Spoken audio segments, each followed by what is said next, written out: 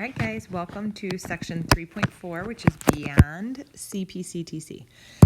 So, once again, there's a reason why we prove the triangle's congruent, okay? So we prove the triangle's congruent to get the parts congruent, and now there's a reason why we want the parts congruent, and that's so that we can go past cpctc. So there are 4 things that we're going to learn in here.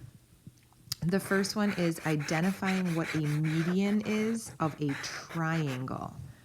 Okay, that's number 1 right here, median of a triangle. So here's the definition of median of a triangle.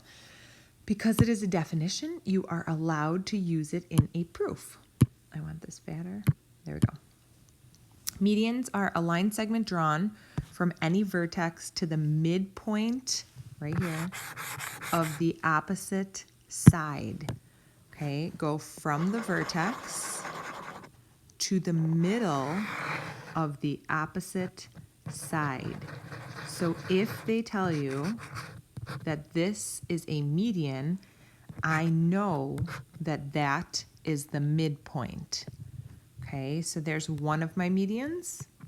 Again, start at a vertex, go to the middle of the opposite side. Okay, that, call that M2, put 2 little tick marks in there, and then go from this vertex, opposite side, right to the middle. Okay, and then this is midpoint 3. I'll put 3 tick marks and 3 tick marks. Every triangle is going to have 3 medians. So you can see, again, it goes from the vertex to the midpoint of the opposite side. Okay, Roman numeral number 2, you guys are going to learn about altitudes of a triangle. So let's go down here. So an altitude of a triangle is a line segment drawn from a vertex to the opposite side, which we might have to extend, and you guys are going to see this in a second, and it's perpendicular to that side, okay? So in order for me to do this, I actually came up with 3 examples. So I have an acute triangle in A, an obtuse triangle in B, and a right triangle in C. So we are going to draw the altitudes. So let's take a look at our acute triangle first. So I start at the vertex again. To draw the median, I would go to the midpoint. The altitude goes to the opposite side and is perpendicular to the side. So it's going to hit at the 90-degree angle. It has nothing to do with splitting segments. It hits it at a 90-degree angle. Okay, so B right here. Okay, you can see I'm hitting the opposite side at a 90-degree angle. And C, again, hitting at a 90-degree angle. Okay, so again, there's my 3 altitudes that I drew for an acute triangle. Here's an obtuse triangle. So E is easy. I just drop my altitude right here, hits it at a 90-degree angle. So let's say I'm at F. Okay, it's like, well, wait a minute. How am I supposed to hit this at a 90-degree angle? Keep in mind that ED actually can extend infinitely. I know this is your guys' favorite.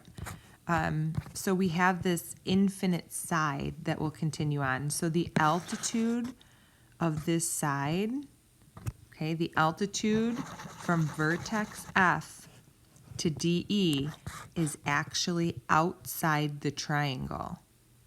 Okay, and that's okay. Some of them are going to be outside the triangle. Again, what I did is I extended the side.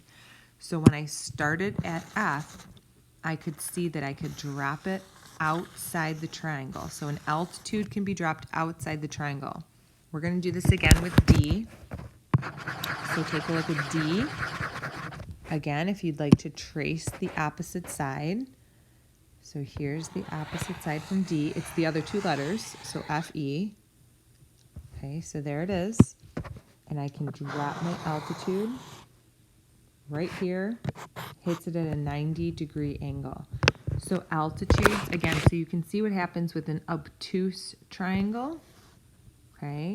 And then we have our right triangle. So if I started at I, and I wanted to hit the opposite side at a 90-degree angle, I'm actually just tracing right here. That is the altitude. Bam, right there, okay? So it's already drawn for me. It's part of the triangle. If I was at H, so let's say I'm at H right now, and I have to hit at a 90-degree angle, it looks like I'd go right about there. Okay, there's my altitude from H. And then if I was at G, again, taking a look at the opposite side, I would just drop it straight down. So I'm tracing GH, and that is my right angle. Okay, so that is dropping an altitude. Every triangle is going to have 3 altitudes. You just don't know if they're going to be on the inside of the triangle or the outside of the triangle yet. Okay, so median hits at the midpoint. Altitude hits perpendicular at a 90-degree angle. The last thing we're going to talk about, so go back up here, Roman numeral number 3. We're going to be understanding how we use auxiliary lines. Okay, and then we're going to be writing some proofs. That's step 4, writing some proofs. So let's get to the auxiliary lines right here. They are lines that are not in the original picture, but we can be added. Again, I know you guys love this. So there's a postulate, any 2 points determine a line. So usually we're in class and I give you guys 2 points, for example, A and B, and I say, you know, so-and-so John, come up here and draw, you know, a line from A to B. So he would come up here and he would draw a line from A to B, right? And then I would pick somebody else, you know, Susie, come up here and draw a line from A to B. Well, Susie's going to say, hey, there's already a line drawn from A to B. There can only be one line because any 2 points can only determine one line. So you're allowed to connect the points that you see in order to use those points. Okay, that's called an auxiliary line. So we are now allowed to start adding points in. So I'm going to show you guys kind of what that looks like. Okay, so statement and reason. So it says that AB is congruent to AC, and that's given. So I can mark that up, AB congruent to AC. They're telling me that BD is congruent to CD, BD congruent to CD, given.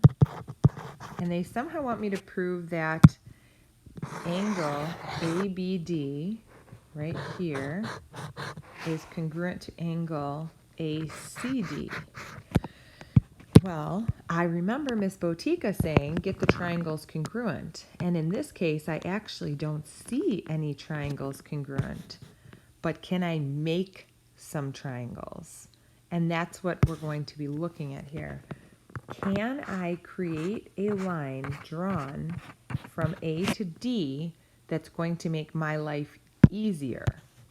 Okay, and now keep in mind, if you do stuff, as long as it's true, it's not wrong. So if I wanted to draw that line and I never use that line, it's still not wrong, okay? There is a line there. So in my proof, I'm going to put draw AD, and I'm going to use that postulate. Any 2 points make a line. In this case, a segment. I'm using a segment, so I'll put segment. So I drew AD, and now I am going to say that AD is congruent to AD. That is because of the reflexive property, any segment congruent to itself. And now you can see triangle 1 is congruent to triangle 2 by side, side, side. So I can say triangle ABD is congruent to triangle ACD, and that is by side, side, side.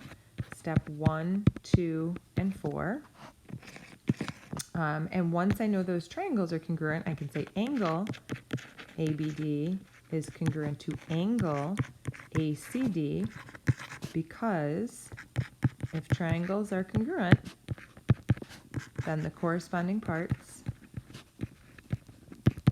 are also congruent. Okay, cpctc. So that's the use of auxiliary lines. You are now allowed to create your lines in proofs. Okay, we are going to take a look at these proofs in class on Monday. So I believe we have 3 proofs. You know what, why don't I do one of them right now, because I don't know if we're going to get to that Monday. So let's go ahead. I'm going to do this one now. So CD and BE are altitudes. CD is an altitude, and so you have to remember what that means. It creates right angles. We have to put that in the proof. So I'm drawing the right angles now, but I know that I have to put that in the proof. It says BE is also an altitude, so it's creating right angles again. AD is congruent to AE. Now, I always take a look at what I'm trying to prove congruent. So I'm trying to prove DB down here is congruent to EC down there. So in order to do that, we need some pieces of information. So I'm looking at this and I'm like, I know that we have enough information to prove. Oh, okay, we can do this using subtraction property. So I'm walking through in my brain what triangles I should pick out. So this is what I actually just did in my brain. I need to somehow get this orange piece equal to this orange piece. So in my brain, I was picking out these triangles. So that's the first thing I did in my brain, just to kind of walk you guys through this. I pulled out this triangle. I knew I had a right angle here. I pulled out this triangle. I knew I had a right angle here. And at the bottom, we have this reflexive side. But I couldn't find another piece of information. So I was like, okay, well, that's obviously not helping me. So let's scrap that and try and come up with different triangles. Okay, and this, I have been teaching geometry for 16 years and I have to do that. So I pulled out this triangle up here and this triangle right here. So that was kind of my next step, if you'd like to do this, and then kind of move these triangles down. You can do that as well. Don't lose the point. So this is ADC, and this is AEB. Okay, so this is my next set that I pulled out. Again, at angle E, there was a right angle, and at angle D, there was a right angle because of the altitudes. It said that AD right here was congruent to AE, which is right here. And then I pulled out this reflexive angle at the side. So this is what I walked through in my brain. And I was like, okay, so I can get these triangles congruent. And Miss Botica always says, try and get triangles congruent. And I can do that by angle, side, angle. So that's what I'm going to start with the proof. After I get these triangles congruent, and the reason that I want to do so is because then I'll know that this whole orange side, which is part of my blue triangle, is going to be congruent to this green side right here. So you're probably asking, like, well, why does that matter? So if the orange side equals the green side, and let's come back over here, and this piece is equal to this piece, if I subtract congruent segments from congruent segments, then the leftovers are congruent. Okay, so again, I'm picking out triangles to be congruent. Once I get the triangles congruent, these orange and green parts will be congruent. And then I can use the subtraction property to figure out that little piece DB is congruent to EC. So that is my goal in this proof, okay? So that's usually what I do when I start a proof, is I kind of walk through to my brain first. I take a look at what I'm trying to prove, where the triangles are, because again, we always start with triangles, and go from there. So CD and BE are altitudes to triangle ABC, and that's given. As soon as I put that, I'm going to put angle ADC and angle AEB are right. Okay, Okay, and we're going to say the definition. If segments are altitudes, they hit the opposite side at a right angle. Okay, or they are perpendicular to the opposite side. So I'm just kind of, condensing all of that together. So I have my right angles. I'm immediately going to say, before I forget, ADC is congruent to AEB so that I have an angle. Because remember, I need 3 congruent statements to get the triangles congruent. So if 2 angles are right angles, then they are congruent to each other. Okay, and I can mark it up here. Okay, my whole goal is to get this blue triangle equal to this pink triangle, if you guys remember. So I picked out one of those. Now, step 4, AD is congruent to AE, and that is the side that's given to me. Come up here and mark it. So this pink side is congruent to this blue side. And then I'm going to put angle A is congruent to angle A, and that is the reflexive property. Any angle is congruent to itself. Okay, I'm shorthanding. And then once I have that, I have angle, side, angle. So I can say triangle ABE is congruent to triangle. Let's see, I said ABE, so I'm going to say ACD. And that is that angle, side, angle. You can see that in steps 3, 4, and 5. Once those were congruent, keep in mind I'm pulling out the parts that I need. So I'm going to pull out that AB in the blue triangle is congruent to AC in the pink triangle, because if triangles are congruent, then corresponding parts are also congruent.